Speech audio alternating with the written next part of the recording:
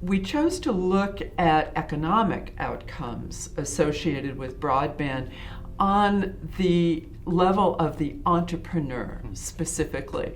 But we were fundamentally looking at how broadband, or if broadband, influences the creation of new businesses in regions, focusing especially on rural environments. The first surprise was how much rural really matters to the basic dynamic that explains the relationship between broadband and economic entrepreneurship. In fact, we found without controlling for rurality, we actually found some negative relationships between broadband at higher speeds and economic outcomes. Businesses in rural areas were not willing to pivot to models that would require them to need broadband and to depend on it if the broadband wasn't there already. Another surprise grew out of our qualitative work.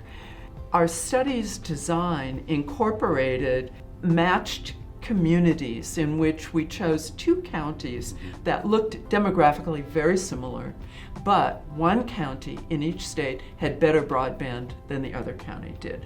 We found in Maine in particular a striking contribution in the county that had better broadband of local networking and local nonprofits and very deliberate government efforts to try to encourage people to share resources around broadband, to agitate with their vendor community for better broadband, and to share kind of best practices with broadband applications in particular.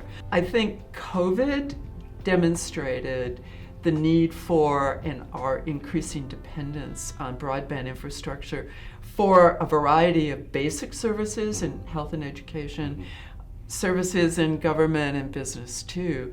I think we can foresee a better arrangement on the infrastructure level, and concurrently it may increase the opportunities for support personnel to begin to work with businesses in order to make a little bit more use of that infrastructure. So I think that will be a near-term focus. In the long term, I think we have to increasingly take a hard look at the ways in which access and training, digital literacy in particular, and the match between what people need internet access for and what they know how to do with the internet, matching that in a more pointed way will end up enabling a much better and more equitable fit of infrastructure